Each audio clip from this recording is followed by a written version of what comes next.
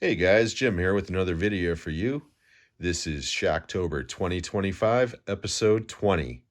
But before I begin, at the end of this video, if you like what you see, please consider giving me a thumbs up, a possible subscribe, but most importantly, please leave comments below. I'd really appreciate your feedback. I always do. Now, today we're going to do something a little bit different.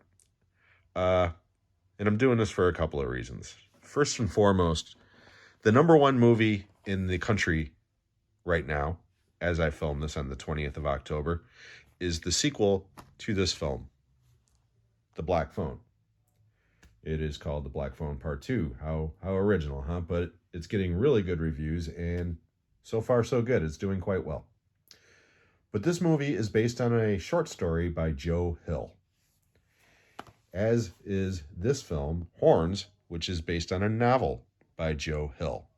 And if you're wondering who Joe Hill is the son of one Stephen King. Black Phone's a really great movie. I haven't seen the sequel yet, but I've heard good things. Horns is a really fun movie, okay? Daniel Radcliffe, Harry Potter himself, plays a guy who basically starts growing horns out of his head that only he can see. But it gives him powers to where he can make people tell the truth and do all kinds of shit. This one's directed by Alexandre Aja. This one right here is directed by Scott Derrickson. And the screenplay on this one is by C. Robert Cargill. The two of them collaborate on a lot of films like the Sinister movies, and they did the first Doctor Strange as well. But anyways, that's what led me down this. But I figured, what the heck, we're talking about the son of Stephen King. So let's talk about some Stephen King films that, to me, they're good, but they don't get as much attention as they might deserve, okay? And again, I'm not going to defend a couple of these as being great, okay? But they are entertaining, and they definitely are under the radar. So let's begin. We're going to start off with 1408, starring John Cusack and Samuel L. Jackson. This one is directed by Mikael Hallstrom, and this is based on a short story that Stephen King wrote, and I believe it's in the Everything's Eventual collection. It's either that or Skeleton Crew. My 58-year-old brain is starting to lose its memory. But regardless, this is kind of like a spiritual sequel to The Shining, because it's all about a haunted hotel room. And John Cusack more or less does a one-man show in this, but it's really good, and it's PG-13, and it's creepy as hell. I was thinking about putting this one in with the Gateway Horrors yesterday, because again, it's PG-13, but no. This movie's freaky regardless of how old you are, so it might be too much for young kids or even young teenagers. But again, Cusack gives one of his best performances in this movie, and quite honestly, I think this is one of the most underrated Stephen King movies in the entire filmography. It was a semi-hit at the time, like a sleeper hit, and the critical acclaim was through the roof. But then it just kind of got forgotten about. So the first recommendation today is 1408. Next, we have a George Romero collaboration. But no, I'm not talking about Creepshow. I'm talking about The Dark Half. This one stars Timothy Hutton, Michael Rooker, Amy Madigan, and Julie Harris, among others. This one was written and directed by George Romero, and it's based on the novel of the same name by Stephen King. This movie had the unfortunate problem of sitting on the shelf for over 3 years, almost 3 years, because of Orion going bankrupt. It was originally an Orion-backed film. Then Orion went bankrupt, and it did. It sat on a shelf for a couple of years. And then when it finally did get a release, it got a very limited release. And critics weren't very kind to it, and it kind of came and went. And again, this isn't top tier, but it's definitely entertaining. Timothy Hutton gives a really good performance. And Michael Rooker, this is one of the first times I ever saw him play a good guy in this movie. He plays Sheriff Alan Pangborn, who, funny enough, also appeared in Needful Things, played by Ed Harris, and that movie was also released the same year.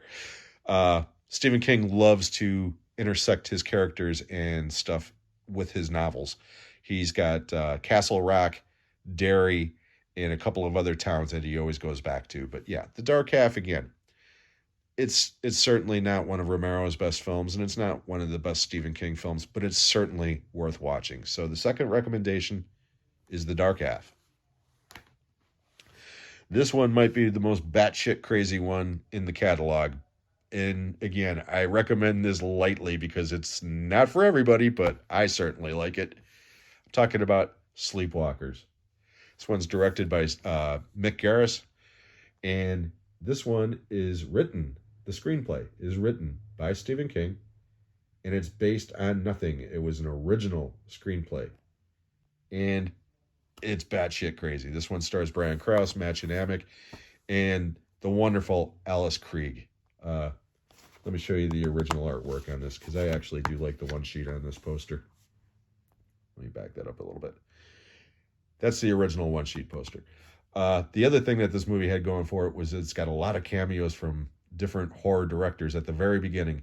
In addition to Mark Hamill, who's an actor, of course, you've got cameos from Stephen King, from Clive Barker, from John Landis, and I know I'm missing somebody else. Ron Perlman shows up in this movie.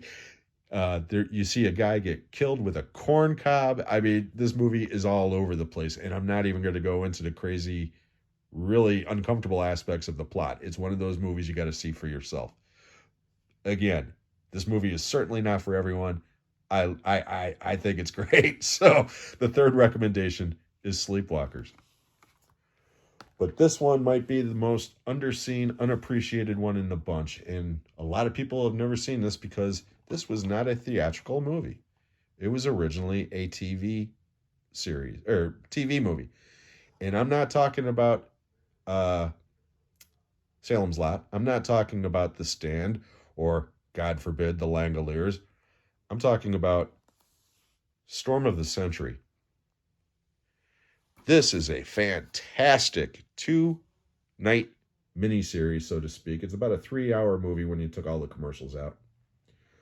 But this one's directed by Craig Baxley, stars Tim Daly, Deborah Ferrantino, Casey Shamasco, Jeffrey DeMunn, and especially Colm Fiore is the bad guy right there.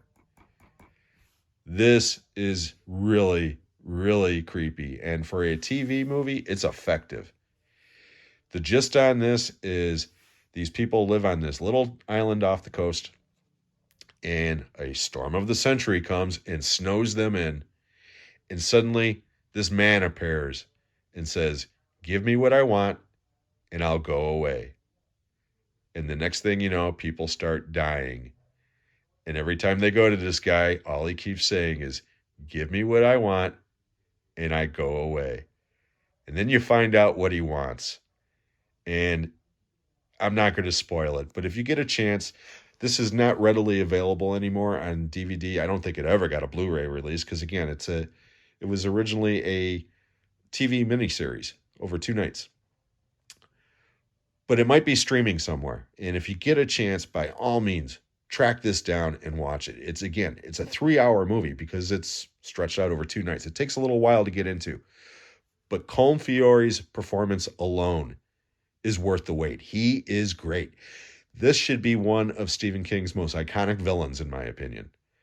And the reason why nobody's ever heard of this, in addition to it being a TV movie, it was an original property. Just like Sleepwalkers, he wrote this directly for the TV screen. It was not based on any kind of book or anything. He published the screenplay, which I actually own somewhere. I got to find it.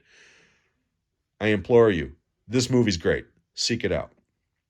That's how we're going to end Shocktober 2025, episode 20. I hope you enjoyed this. If you did, please consider giving me a thumbs up, a possible subscribe, but most importantly, leave those comments below. A couple of announcements real quickly. As I film this, it is Monday, October 20th, so please join me tomorrow on the 21st at 7 p.m. Eastern Time for the next episode of Talking Movies with Sean, Kenny, and Jim.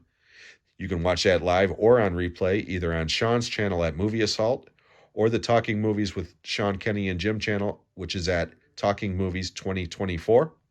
Our very special guests are going to be Bryan the Horrorpunk, who was just on my last episode of Shooting the Shit with Jim, and Larry the Horcat Dad, who was a guest last month.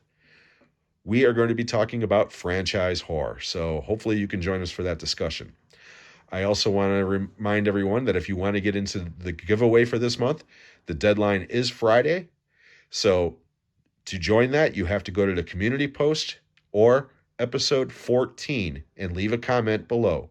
You can join the giveaway if you are in Europe or the United States. It does not matter to me. However, if you are from Europe, I cannot guarantee the digital codes will work, and I implore you, please only join if you have a region-free player. And the last thing I want to mention is this coming Saturday, October 25th, is the final live episode of Shooting the Shit with Jim for Shocktober, but we're saving the best for last.